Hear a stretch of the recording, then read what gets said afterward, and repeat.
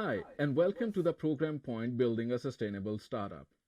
I'm Naimulab, business advisor and partnerships lead at Companion Stockholm. Every year, I coach more than 500 early stage startup entrepreneurs and change makers in realizing their dreams. I also organize, manage, and participate in more than 50 startup and entrepreneurship events in Stockholm every year.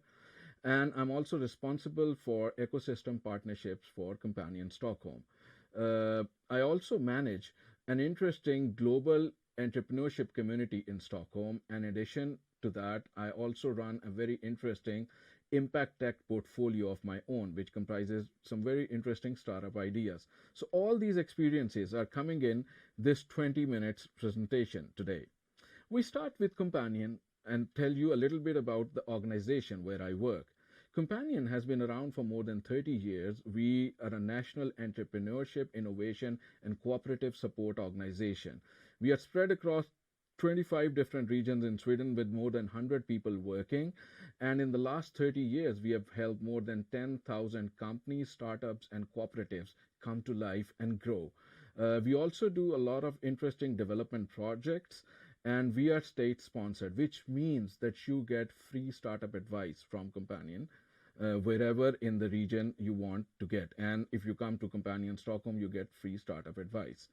Companion helps you with all your startup phases from idea development stage to concept development to launch and early growth stage of your startup. Usually, we help founders find their purpose, and then when they're ready with their ideas, we help them prioritize their ideas. Then it's a question of selecting the right business model and iterating on it and testing it. From there on, we go on and help entrepreneurs find the right company format which fits their business idea and locate and divide the team roles in a startup. It's very important for a startup to have a strong team. After that, we'd work with them in terms of creating a robust go to market strategy. And if the startup needs external funding, that's where pitching and investor search comes in. Finally, we help startups with their launch and early growth phase. Companion is sector neutral, which means you can come to us irrespective of what startup background you have. You can be an ed tech startup, an artificial intelligence startup, or a startup working as a restaurant. So we are sector neutral. So irrespective of which space or sector your idea is, come to Companion Stockholm and you can find interesting and useful business advice for launching and growing your startup idea. I love this quote from Peter Drucker. The best way to predict the future is to create it. Entrepreneurship is your way of tapping into the future and creating something awesome. As an entrepreneur, you get the power to connect people. You get the power to run a business and offer job opportunities and make a meaningful change in the society. So, as an entrepreneur, you are driving the world forward. I think that's a very important thing to remember as an entrepreneur, that an entrepreneur is, in definition, a change maker. But entrepreneurship is not easy. And it's very unpredictable because you're creating something new. There is no such thing as a perfect plan in entrepreneurship. No matter how much we advisors tell you that you need to make your plan perfect, you can never make 100% perfect plan because market realities change, consumer preferences change, competition can come in. Entrepreneurship is about having fun, testing new ideas, learning from them, and quickly adapting and changing your business idea in line with the new market realities. Eventually, the entire journey will take you where you want to go. But on the way, there could be speed bumps. So be ready for that. So it's very important to be cognizant of that fact. What's very important to know also is the entire tempo of a venture is defined by you. So you as an entrepreneur need to set the tempo of your venture. If we look at the history a little bit, it took more than 50 years for technologies like telephone or automobiles to seep into more than 50 million users worldwide.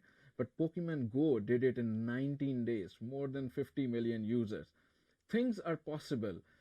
It depends on what kind of idea you have, what's the grip of your idea in terms of marketing and technology. So as an entrepreneur, you need to have a strong grip on marketing technology and need to have a brilliant idea to go ahead with. But we are living in a time of crisis. So you might come back and say, Naimul, this is crisis. Do you still think that we should launch a venture? Absolutely. Because crisis is where things are changing. People are coming up with new ideas, with new thought processes. Business models are changing, supply chains are changing. Few learnings for crisis. I think if you are an entrepreneur, you need to see and develop your skills in the digital side. You need to see how marketing is evolving in the digital world, how everything is becoming global. So, your coaching startup does not need to be limited to a particular commune or a municipality or to Sweden. It can go global from day one. So, marketing, digital, and globalization, those are three key trends to watch. In addition, if you're raising funding, you can open doors anywhere in the world with your pitch. Just go there and pitch. Maybe you have a media tech startup which has a great investor sitting in Germany. Who knows?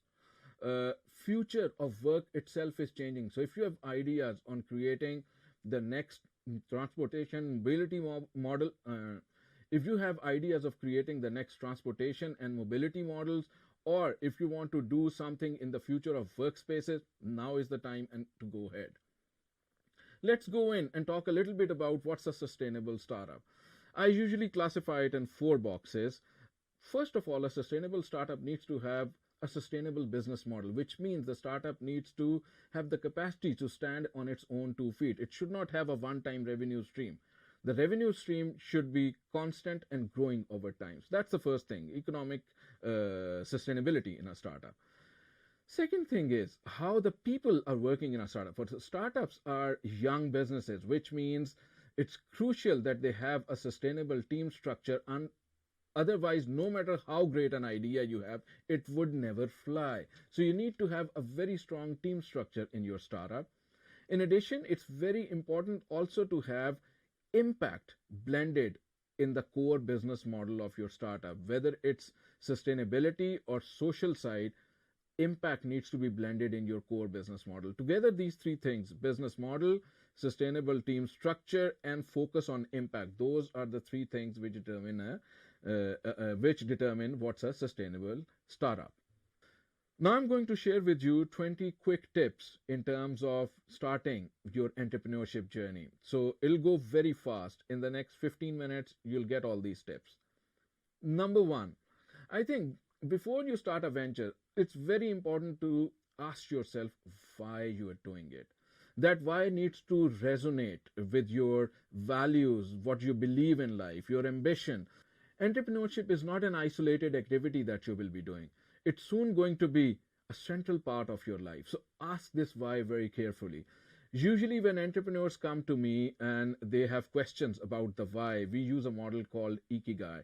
You can go and check on internet how this works, but usually you need to focus on 4 areas or ask yourself 4 things as a person.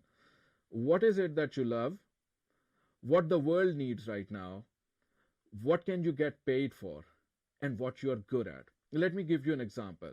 You might love creating music, and you know that the world needs more music, but you might find out that you're good at music but not great, so maybe it's not something you can get paid for in a big way, and you still need to learn a lot of things in music. So maybe if you cross those 2 things, it's something you can continue doing, but it's not your profession going forward. I'll take my example. I love doing entrepreneurship, be it coaching entrepreneurs, be it launching ventures, be it collaborating with entrepreneurs. So I love doing entrepreneurship. World needs more entrepreneurs. So I have a connection there. I love something which is entrepreneurship. World needs more entrepreneurs to create new technologies, new impact solutions. If you can get paid for it, that's the third question. So I get paid for my advisory services to entrepreneur, and the ventures that I'm running are also paying me. So it's something which makes an economic sense for me. Number 4, you need to be good at what you're doing. I suppose I am somewhat good at what I'm doing. So if I see myself, I think entrepreneurship is smack in the center of my reason of being, and that's why I love it so much. We go forward. Second thing that you need to look for. Till now, the first point that we talked about was looking inside. Now it's time to look outside. And in looking outside, what's very important to note is that you need to check how the startup world is evolving, which sectors are becoming important. Is it more focus on deep tech these days? Focus on deep tech then. Follow startups which are operating in space that you want to go in, and attend startup events. It's free to attend events. It's so much learning coming out from events like these. Go to as many events as you can. As a startup entrepreneur, you're more like a sponge. You need to seep in all the insight that's out there so that you can give back in a big way to the market. Subscribe to funding news, how the startups are being funded. It's very important to follow where investor interest lies at this point in time. You can also check how startups are hiring. Is it a shortage of CTOs, for example, in the market? And it's also important to see global and local trends. Sometimes global trends and local trends are not the same. So you need to look at externally. First, you ask yourself why, and then second question is what is happening around you. Third thing is where you need to search a problem or a set of problems that you can start working with. Uh, a good way to do that is to look at what media is discussing, what kind of problems people are discussing at their fika pause or whenever they are meeting, what kind of problems are coming up, uh, what problems you personally have faced or are facing. At times, personal experience is a great teacher for creating something that's innovative in the market. You can also do a lot of research in terms of what kind of problems are emerging or could emerge in the next 5 years. Remember, entrepreneurship is going into the future. Sustainable development goals is also a great validated framework that you can use. For example, maybe you think that you want to solve the gender equality problem. Maybe you want to solve the gender equality problem in terms of funding available to female founders. So, smack there, you located a problem. Another way of locating problems, especially in social innovation space, is to very closely study the ecosystems. Usually, ecosystems are composed of several actors. So you need to see in an ecosystem what's the gap which you can go and fill in. Who needs to step up their effort? Is it the community? Is it the businesses? How can you go there? And most important thing with most social innovations is how can you make money out of it, or what's your monetization formula for your startup if you want to solve a problem. I'll give an example. I believe that we need to work a lot in harnessing youth energy. So one of the startups I've very closely worked in is crowdsourcing new ideas on social problems from youth in terms of music. Minska Gatu Waldet is the theme for Lesna Posno, which is a brilliant venture. So it's something I believe in, and eventually it resulted in a startup idea. So check around, ask yourself, what is it that you are burning for, and maybe convert that into the startup energy. Startup direction world over is also changing. In this picture, you can see that Silicon Valley basically has created a drive for unicorns. So everybody in the last few decades has been in a unicorn rush. Like people are chasing $1 billion valuations as a dream. But unicorn startups is one way. Now the world thinks there are several other ways to take the startup journey forward and kind of benefit the people and planet. There are certain startups which can be zebras. Now, zebras are startups which work both for profit and impact. So these are impact-based startups. There's a third kind of startups which is being discussed, which is camels. Camels are startups which can survive long periods of drought or time when there is no water.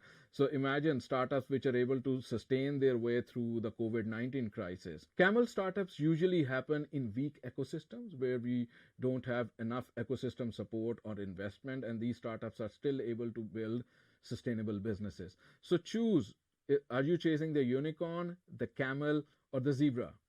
It's very important. I would go for zebras and camels these days. Unicorn dream, I think, is world is getting tired of it. It's still a lot of it's still a lot in news because it's a magical number of $1 billion US valuation. But think of it as an impact startup now. Maybe you can achieve that valuation, but can you make a positive impact for 1 billion people? That's an interesting thing to think about. Collecting insights is very important. Going out, meeting your customers, collecting data, taking first hand feedback. For example, if you are a transport or a mobility startup, you need to talk to commuters and learn what their needs are so that you can build it back in your startup. Interesting point is that now that you have looked inside, you have checked around, and you have checked around the customer space, the competition space, what kind of startup you want to launch, it's time to map your ideas. Maybe you have collected two, three, four different ideas to work on. Now it's time to create a simple formula on how to pick one of these. And that's very easy. You can just make a simple grid, put some factors on which you can evaluate those ideas. Maybe the factors are that the startup idea needs to be simple, cost effective, uh, doesn't take a lot of your time while you are doing a job, for example, and should be scalable. Maybe those are the four criteria points that you have. Put them there and rate the startup ideas and then pick one out of it. When you have picked a startup idea to work on, I usually advise entrepreneurs to go straight in and create a short elevator pitch. Just remove all the clutter around the idea and create a short, inspiring pitch for your idea. NABC is a great framework for that.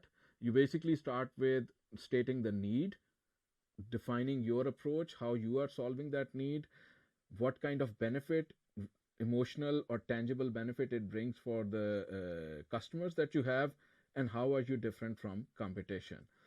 Use NABC to create a 60-second elevator pitch. I think it's a great start for an idea. Now that you have developed your pitch, you need to go around and start testing it on people. Start meeting people, potential co-founders, mentors, coaches. Start booking meeting times at incubators. For example, Sting has a very interesting startup coaching session, which is you can just book 20 minutes of advice. Just book them. Go there, talk about your idea, and get very early feedback from coaches, from mentors, from accelerators, from incubators. Stockholm is filled with uh, entrepreneurship support actors. Come to Companion, and we'll help you structure your idea forward. Once you've done the initial testing, now it's time to ask some tough questions to yourself. How much time you can put into the startup? What is your resource runway? Do you want to do it part time, full time? How soon you need to earn out of this startup? So be very open with yourself and answer these tough questions. Like, what's the runway for this startup? Do you want it to be a success in 12 months or 2 months? That's a huge difference in what kind of an idea you can pick up and take it to the market. With all those things sorted out, now it's time to take your idea and start putting it into a formal business model. I usually advise entrepreneurs to take business model canvas. That's a very good framework to put your ideas in. But if you are a tech startup, you can also look for lean canvas. There are lots of variants out there. Key points in all these models, which I focus on, that you need to have a very clear understanding of the customer or their need, and your proposition needs to be very clear. All other things you can build on these two things. So keep that in mind. With a business model clear in your mind, you can go ahead and start thinking about how would you create this organization. Some entrepreneurs choose to create a solo entrepreneurship company, Enkhil Firma. Others go out and create a partnership company, Handelsbolag. Not very popular these days. Usually entrepreneurs, if there are two or more or three or more entrepreneurs, usual choice is between an Economistförening, an Aktiebolag, an Ideell Förening, which is a non-profit association. It depends a lot on your business model. Will you be making profit, or will you not be making profit? In some cases, entrepreneurs also end up starting foundations. A foundation is a self-governing company. There are complex entrepreneurship or company structures as well, that you could create a holding company which could own product ideas or business portfolios. For all of these, we usually advise that you need to have a close contact with a mentor. So Companion's doors are open. Come over, talk to us, and we'll help you select the right company format which fits your business model, your foundation structure in terms of how many co-founders you are, whether you are going to be looking for funding or is it an organic growth startup, and how do you want to distribute ownership. Companion advises being a cooperative support organization that you should have democratic distribution of ownership. Having done with that, it's also important to figure out what kind of team your startup needs. So usually for a tech startup, as an example, we are looking for a champion for the entire idea, the evangelist who is the front face for the organization, can go out to startup events, present to investors, like the flag bearer of the idea. There is also a customer champion who can do growth hacking, collect all the insight from the customers. And then you also need to have somebody who's great at tech. So for a tech startup, an evangelist, a customer champion, or a growth hacker, and a technology head or a development specialist, this is the key combination you need to look for. With all that figured out, now comes the time to raise funding, and that's where your formal pitch deck comes in, and also the decision on what kind of funding you need to raise. Option for you are to take loans. It's a great way to build a startup. You don't dilute your equity. You can also look for grants. There are prototyping grants available at organizations like Almi. Vinova has great grants for startup. With grants, you need to be very clear on what it can be used for. So you need to define your purpose. Maybe it is for prototyping, for seeking out patenting help. So be very clear with the objective of your grant. Project funding is also available, but project funding is mostly aligned with certain objectives of a project. And what entrepreneurs usually forget is that project funding, one of the key reasons that organizations give out project funding is to create something long term. So it's not just the project that you need to get funded. You need to think long term, like how would this project eventually lead to social change or impact in society. Then you can also seek angel or investor fundings. If you're early stage, you can do an angel round, and if you have come a long way in terms of taking your idea to the market, you can actually go out to a VC round. So VCs and angels are two other options depending on what scale you are operating.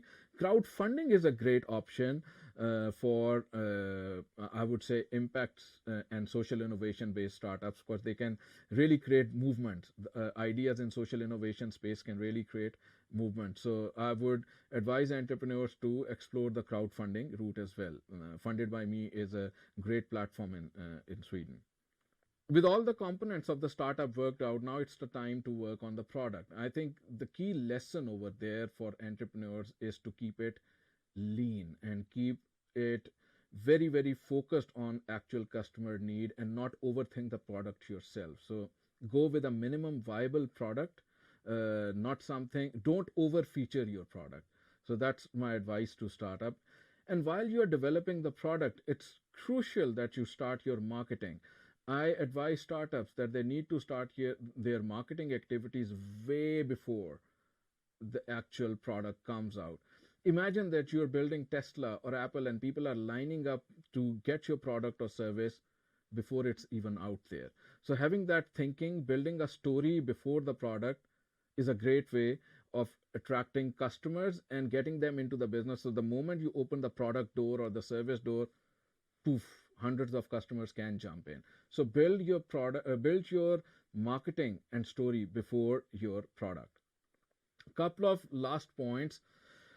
Define a key metric for your startup.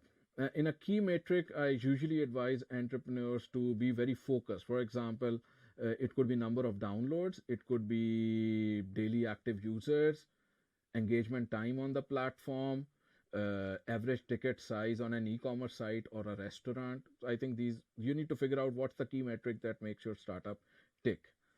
You also need to have zero tolerance about certain things in your startup. For example, being a startup and impact entrepreneur myself, I have zero tolerance for delay in submitting reports, not being sloppy with receipts and all that. I think as a startup, it's very important to have a credible venture. For that, you need to be on your toes in terms of reporting, tax filing in time, keeping all the documentation straight. So if this is a lot of hassle and it drains your energy, I say delegate it to somebody who can help you on that side. But have zero tolerance on hygienics of your startup. Last point, a startup is an amazing journey. It's a journey which will help you have a comfortable standard of living and help you make a change in the society at the same time. It's very important that you are having fun on the way. So, when you're creating your startup and with the team that you're creating it with, it's very important to have fun moments, celebrations, and pats on the back while you're doing amazing stuff. Have a very, very good day and good luck with your next venture. Take care.